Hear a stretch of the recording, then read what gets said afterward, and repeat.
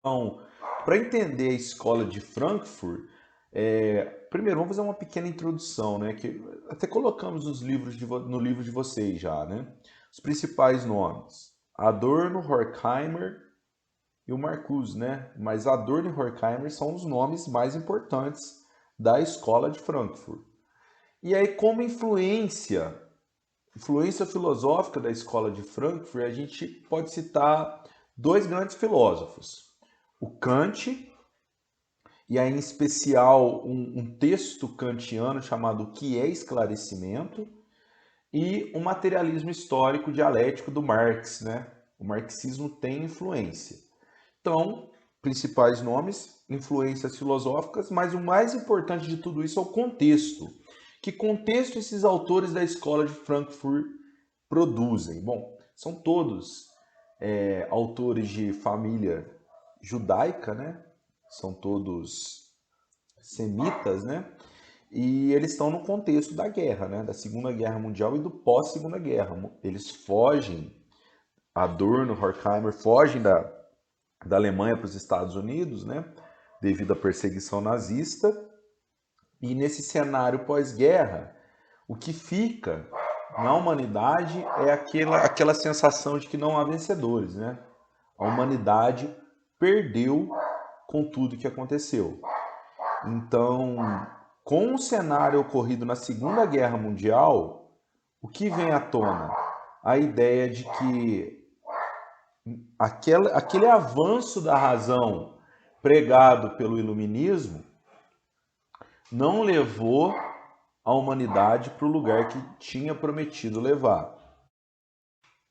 Então, nesse cenário de pós-guerras, a escola de Frankfurt começa a produzir intelectualmente, né? E aí, para entrar nessa produção da escola de Frankfurt, é fundamental a gente entender uma ideia proposta por Kant, que é a ideia do iluminismo e a ideia de esclarecimento. O que é essa ideia de esclarecimento para o iluminismo? Então, o texto clássico iluminista que responde essa pergunta é o texto formulado em forma de pergunta, o título, né? O que é esclarecimento? De 1784, esse texto do filósofo Immanuel Kant, filósofo alemão, onde ele vai trabalhar o que seria esse esclarecimento e alguns problemas que a época dele enfrentava para desenvolver esse esclarecimento. E os autores da escola de Frankfurt retomam essa crítica iniciada por Kant. Bom, essa ideia de esclarecimento é uma tradição iniciada no Iluminismo que liga a formação racional do homem à emancipação da humanidade.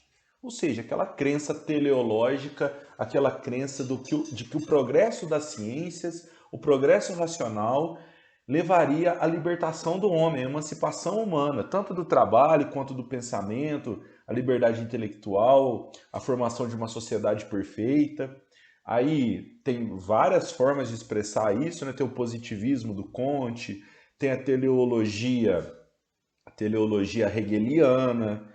E então existia esse sentimento de esperança, não diria nem que era esperança, né? Era uma certeza de que o esclarecimento, o conhecimento racional levaria o ser humano para a emancipação. O Kant, ele vai começar a fazer uma crítica a isso.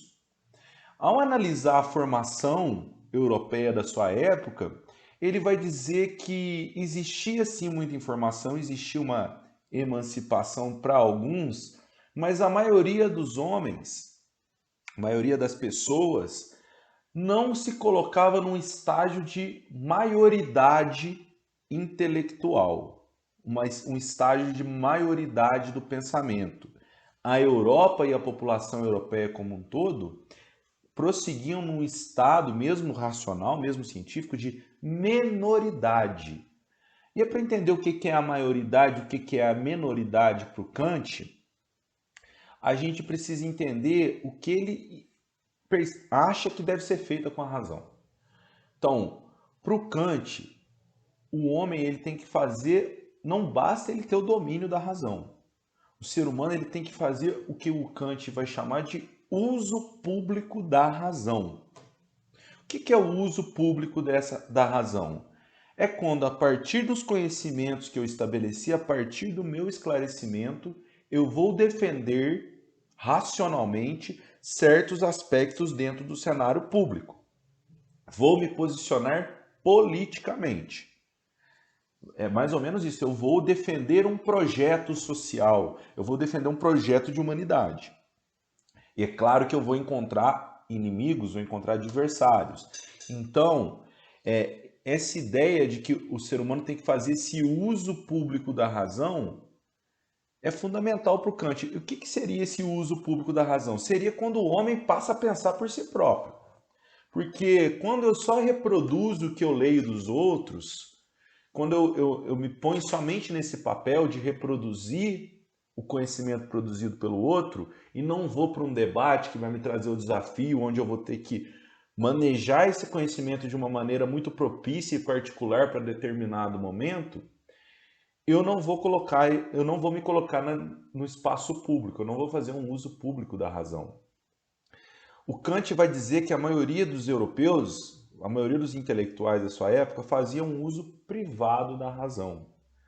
Se mantinha em um estado de menoridade. E o que seria esse estado de menoridade? Uma incapacidade de utilizar o conhecimento sem a tutela de alguém, sem uma autoridade que dissesse, ó, é isso mesmo, pode falar isso.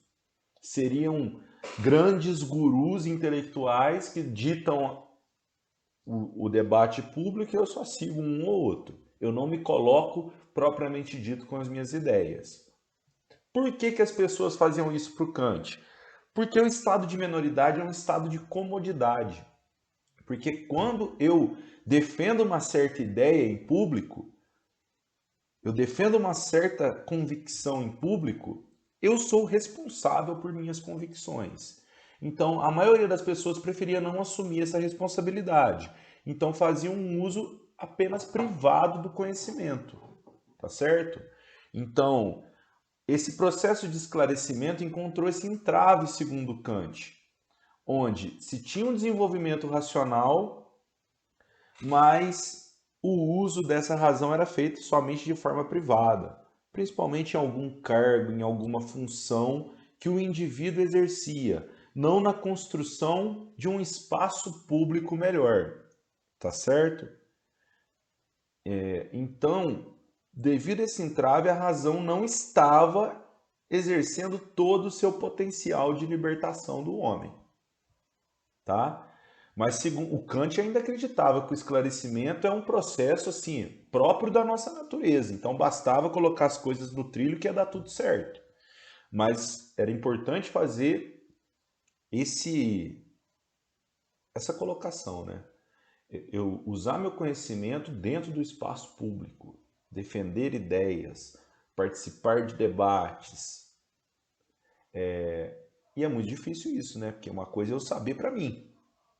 Uma coisa, vocês vivem isso, né? Uma coisa é eu achar que eu sei, mas é aquele momento de falar em público, a insegurança toma conta. E muitas vezes eu prefiro esperar o outro falar e só balançar a cabeça. Isso que o Kant está dizendo, que a maioria preferia se manter num estado de menoridade, esperar alguém falar para balançar a cabeça. Tá certo? E isso empobrecia o desenvolvimento. Então Kant, lá no século XVIII, já tinha feito essa crítica. Os autores da escola de Frankfurt vão retomar essa crítica, mas eles vão incorporar alguns elementos trazidos da tradição marxista. E qual que é essa influência marxista deles, né? O Marx também fazia uma crítica à sociedade que se desenvolvia na Europa, na época do iluminismo, né? No auge do cientificismo e do iluminismo. Para ele, aquela sociedade, diferente do que defendia o Hegel, que a gente viu, ela não libertaria o ser humano. Ela tinha um desenvolvimento de um conhecimento técnico que servia a uma classe específica e a outra classe se alienava no trabalho e eram afastados da possibilidade de transformação da sociedade. Tá certo? Então Marx faz essa crítica olhando para o mundo do trabalho, a formação cultural dessa classe proletariada na modernidade, que é excluída desse debate público porque passa 14 horas por dia trabalhando no chão da fábrica. Então, a fábrica suga todas as forças da classe trabalhadora que não consegue se colocar dentro dos debates públicos. Não consegue nem ter tempo para sua formação intelectual, né? Nem é questão só de se colocar. Não consegue aprimorar sua formação cultural por conta disso. E dessa forma, essa classe, meio que a grande parte, se conforma com essas determinações sociais e se aliena no campo cultural também. Então, a escola de Frankfurt também vai pincelar esse elemento marxista. Então, pega essa crítica iniciada por Kant, pega essa ideia marxista e vai precisar explicar o cenário pós-Segunda Guerra Mundial. Que aí é o cenário da destruição, né? Entender como que a razão, que era vista como algo que ofereceria a emancipação, construiu algo tão horrível, como a razão foi colocada a serviço do mal, né? Serviço do mal, sem medo de dizer, ao serviço do genocídio, a serviço da guerra, da bomba atômica, matar 300 mil pessoas com uma bomba, matar 6 milhões de judeus, não era simplesmente colocando em um muro e fuzilando eles. Não, você tinha a construção de engenharia de um campo de concentração para a máxima produção. No caso de um campo de concentração, a máxima produção seria o trabalho dos judeus e, ao mesmo tempo, o extermínio, né? O maior extermínio possível. A melhor linha de trem. Vamos construir a melhor linha de trem. Mas para que era aquela linha de trem? Para levar judeus para o campo da morte. Construiu-se aviões. Para que se usou os aviões? Para destruir. Então, você tem um cenário que a razão que era vista como emancipação, se percebeu que ela foi usada simplesmente para destruição. Em vez de emancipar o ser humano, destruiu o ser humano.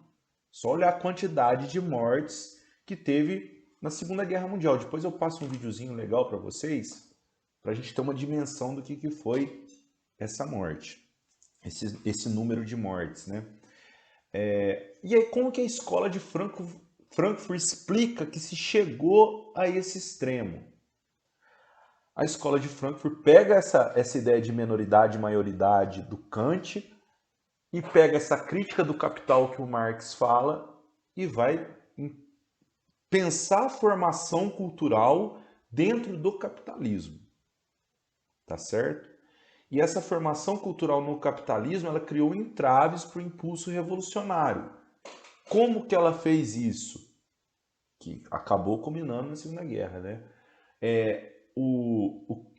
Os frankfurtianos, né, que é Adorno e Horkheimer propriamente dito, né, o Horkheimer é a dialética do esclarecimento, o clássico dele, né, vai dizer que o capitalismo ele separou a razão em duas esferas. O capitalismo separou a razão em duas esferas.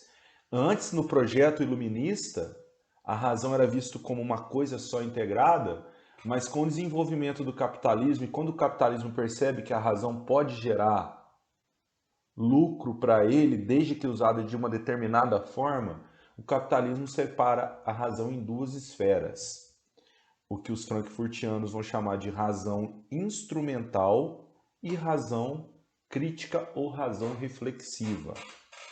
Na razão instrumental, a razão científica, o conhecimento científico, ele passa a ser usado exclusivamente em função do capital.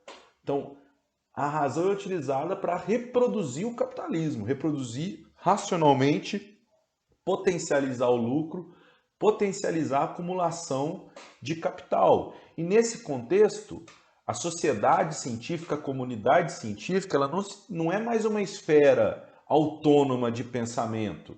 A comunidade científica ela passa a ser financiada pelas grandes empresas capitalistas e ela passa a ser, digamos assim, uma mão de obra capitalista, né? Um proletariado do capitalismo. Essa comunidade científica ela só vai ter grana para suas pesquisas desde que suas pesquisas tragam retorno para o capitalismo. E nesse contexto que a gente vê a valorização de algumas ciências, né? A engenharia, as ciências biológicas, essas ciências que trazem um retorno instrumental, a razão como instrumento, né? Instrumento para o enriquecimento, para o dito progresso do capital, passa a ser valorizada, né? Então a cultura nesse sentido ela é inserida na lógica do mercado. Então a razão, a valorização desse âmbito da razão faz com que a comunidade científica e a comunidade ocidental como um todo desvalorizem a capacidade reflexiva da razão.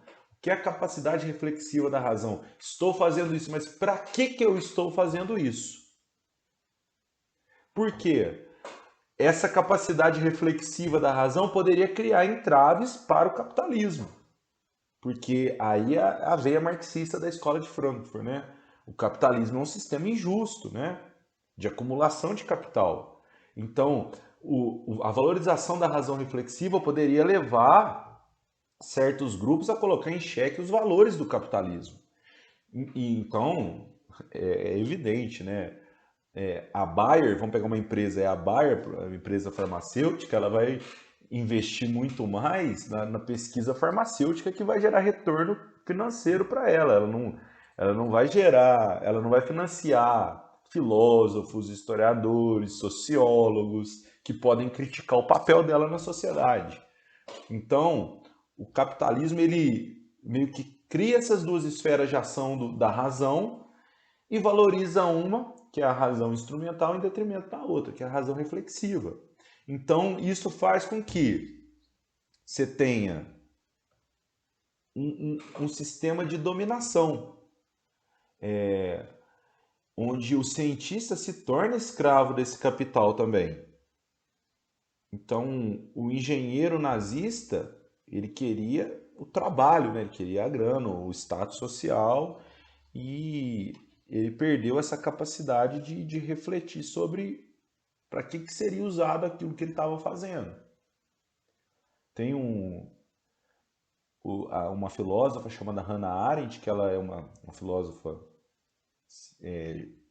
judia, né? E ela vai acompanhar o julgamento do Eichmann, um monstro nazista que vai ser julgado no tribunal pós-Holocausto, né? E ela fala que ela chega lá achando que ela ia ver o próprio demônio, achando que aquele homem ia personificar o demônio. E quando ela chega naquele julgamento, ela vê um senhorzinho, de certa forma até simpático, que parecia ser inofensivo.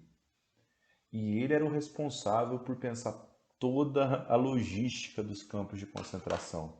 E aí que a Hannah Arendt vai trabalhar o conceito da banalidade do mal, né? Que o mal dentro dessa sociedade que perde a capacidade reflexiva, ele se torna algo banal.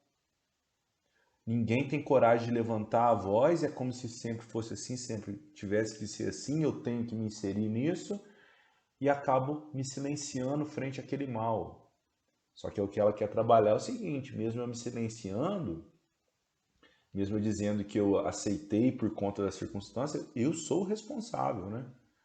Então, é isso que a escola de Frankfurt trabalha, mas ela não vai trabalhar somente a questão do nazismo, né? A própria sociedade capitalista levou e favoreceu essa divisão da razão, né? A razão em duas esferas, né? Então, e nesse mundo capitalista passa a se formar um indivíduo semiculto. O que é um indivíduo semiculto? É um indivíduo que é bem informado, que tem muita informação, mas que essa informação ela vem de forma superficial e acrítica. Ele não consegue correlacionar esse conhecimento que ele tem para fazer uma crítica reflexiva da sociedade. Por quê? A cultura passa a ser tratada como mercadoria também. Apenas a acumulação para eu ser retribuído no mercado de trabalho. Então, para que eu estudo? Para conseguir um emprego melhor e um salário melhor. Então, eu abro mão da esfera crítica não consigo relacionar os fatos entre si quando eu produzo meu conhecimento dessa forma e não consigo produzir uma opinião crítica. Ou, pior, eu consigo e prefiro não produzir. Então, é essa crítica que a escola de Frankfurt faz à sociedade que se formou na contemporaneidade. Uma sociedade onde se valoriza essa razão instrumental e a razão reflexiva, a razão crítica perde espaço.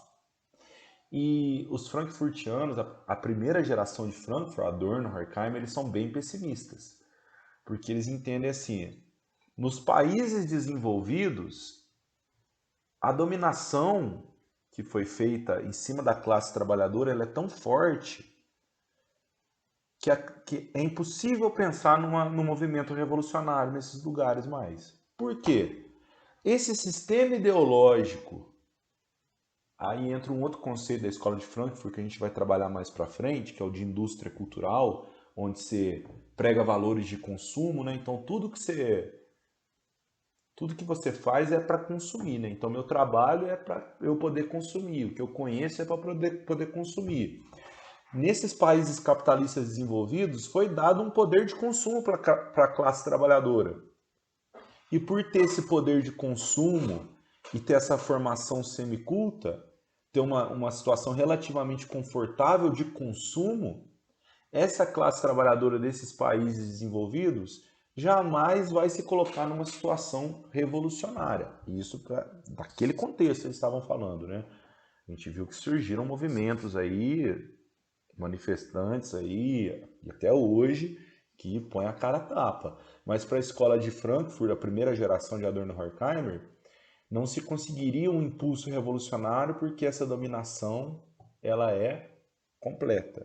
Então, o que a gente pode fazer para algumas mentes mais livres é conhecer, fortalecer a razão crítica e tentar participar do debate público, para tentar amenizar um pouco essa dominação. Então, isso é o que a gente tem para falar dessa primeira geração. Tá? Então, falamos da primeira geração da escola de Frankfurt, né, os principais pressupostos, as principais ideias. Agora, para falar da segunda geração, camiseta nova, posição do computador nova, né? Porque é outro horário, tive que mudar por causa da iluminação, tive que gravar a aula picado por conta do jeito que foi meu dia, mas vamos continuar. Bom, a segunda geração da escola de Frankfurt já tem o principal nome, que é o nome que dá o título à aula, né? Habermas. Habermas é o principal expoente dessa dita segunda geração da escola de Frankfurt. Se a escola de Frankfurt, a primeira geração, encerra sua análise num tom de drama, né? Num tom muito pessimista em relação à possibilidade de transformação e de emancipação do ser humano, meio que anunciando que a razão instrumental já se estabeleceu e meio que já era. O Habermas, por um outro lado, ele vai propor uma nova ideia. Para ele, existe sim uma forma de agir, uma forma de transformar esse mundo, e aí ele vai fazer uma análise muito no campo da linguística, da comunicação, e por isso ele vai ser apontado por muitos filósofos da esquerda como meio que um traidor, digamos assim, meio que um reformista, um defensor dessa democracia liberal burguesa. Mas, independentemente disso, o Habermas propôs ideias interessantíssimas, né? Ele nasce em 1929, bom, até a hora que eu tinha visto ele estava vivo ainda, né? Mas não dá para saber, deixa eu até confirmar depois para falar para vocês. Mas até onde eu tinha visto o Habermas ainda estava vivo, 1929, ele está com 91 anos, ele é alemão também, ele se doutorou na Universidade de Bonn, na Alemanha, mas ele estudou na Universidade de Frankfurt. Ele participou do Instituto de Pesquisas Sociais lá, onde ele foi assistente do Adorno, da primeira geração, entre 56 e 59, e isso marcou muito a trajetória intelectual do Habermas. Mas o Habermas vai buscar influências também em Weber, próprio Kant, a escola de Frankfurt, ele tem uma série de influências diferentes, né? Porque é um filósofo de uma outra geração, que viveu outras questões, que enxerga o mundo de uma outra forma, né?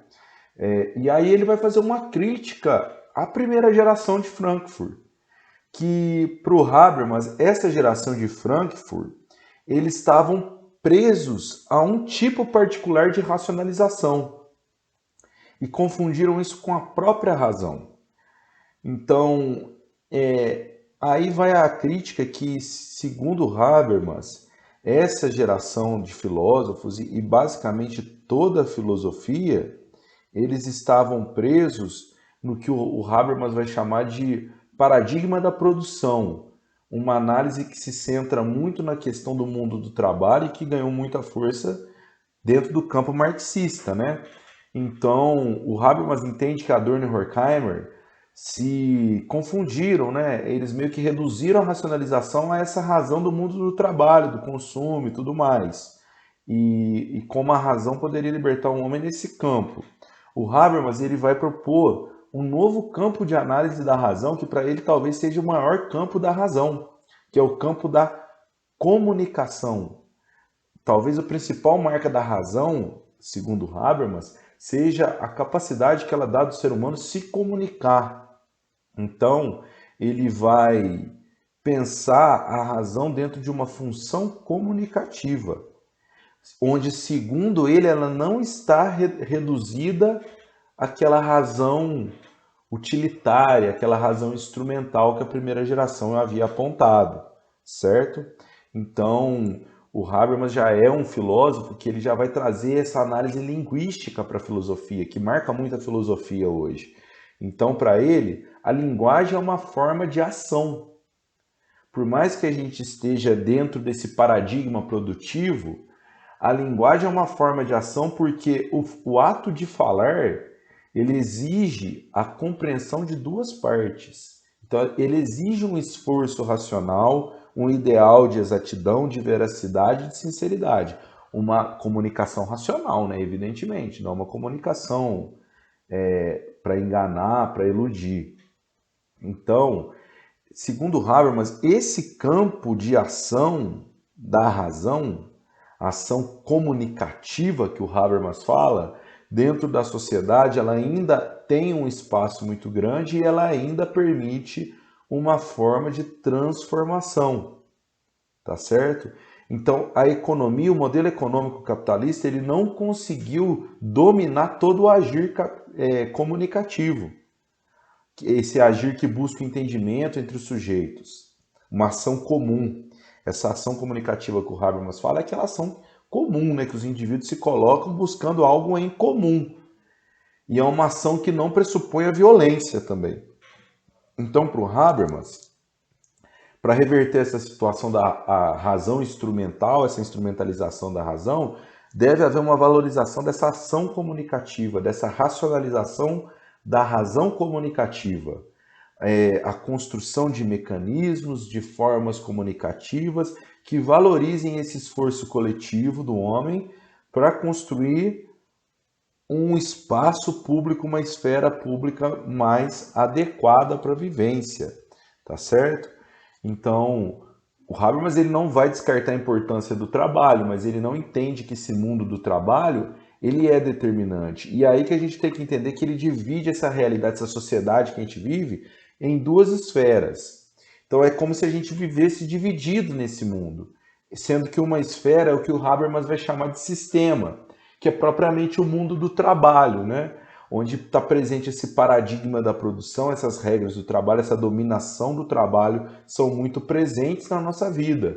E nesse sistema produtivo, né, nesse mundo de sistema que o Habermas chama, tem a prevalência de uma ação estratégica racional, ou seja, uma razão instrumental, uma razão como instrumento para esse sistema produtivo. E o objetivo nosso dentro desse sistema produtivo do capitalismo é o sucesso individual. Então aí é leão comendo leão mesmo.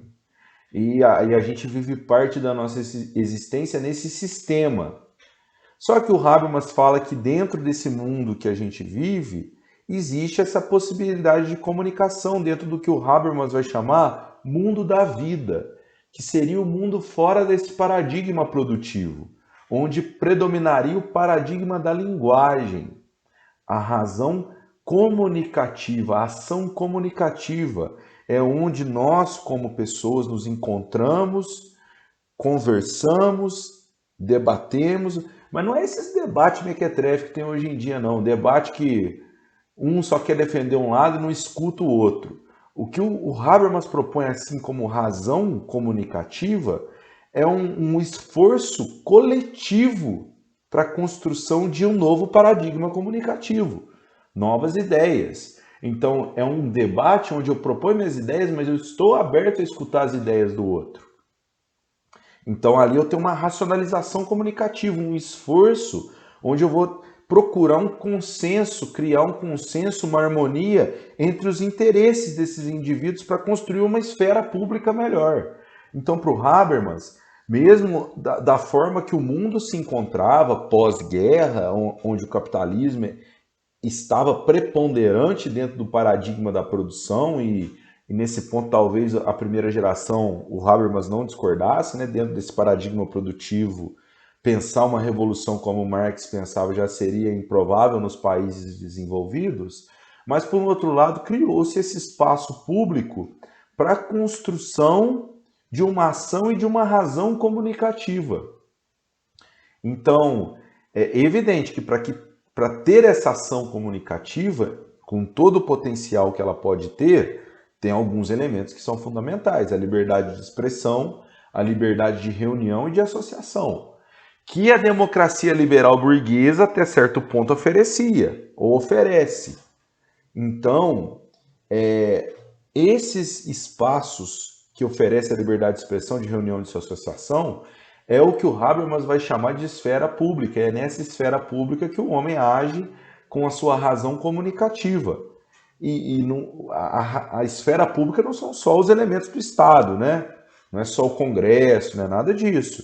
Eu me reuni com um grupo de amigos numa praça para discutir um determinado tema, aquele espaço é uma esfera pública que está servindo para a elaboração da razão comunicativa, tá certo? Então a esfera pública seria esse local que representa uma dimensão que media o sistema e a sociedade, onde o ser humano percebe os problemas que o sistema traz para a sociedade e propõe alternativas, né, mudanças dentro dessa lógica do sistema.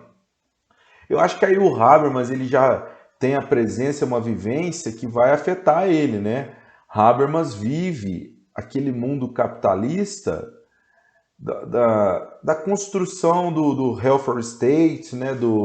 Das democracias, das sociais democracias, né? Escandinavas, onde, digamos assim, sai de cena aquele capitalismo mais selvagem e entra em cena um capitalismo onde o Estado e a comunidade vão exigir mais desse capitalismo, um retorno maior desse capitalismo, e esse capitalismo começa a dar um retorno para essa população. Então, eu acho que esses elementos vivenciados por Habermas levaram ele a apontar por esse caminho, né? Lembrando, isso aqui a gente está falando da grande obra do Habermas, o Habermas está produzindo até hoje, né? Eu não sou um profundo estudioso do Habermas, então às vezes talvez ele tenha até negado algumas dessas ideias, não tenho autoridade para falar. Mas essa é a grande teoria proposta por ele, a teoria da ação comunicativa, onde ele vai trazer uma nova dimensão para a razão, essa razão comunicativa que essa sim poderia ajudar a amenizar essa dominação que passou a existir com o capitalismo e com a razão instrumental. Então, de explicação teórica, é isso que eu tenho para dizer para vocês nessa aula. Na próxima aula a gente se encontra online, né? Uma interação ao vivo, para fazer os exercícios desse capítulo, para tirar as dúvidas, para explicar mais alguma coisa se for o caso. Então, por enquanto é só, tá certo, turma? Um abraço aí, obrigado pela atenção, espero que a aula seja produtiva e ajude vocês aí nos estudos. Um abraço.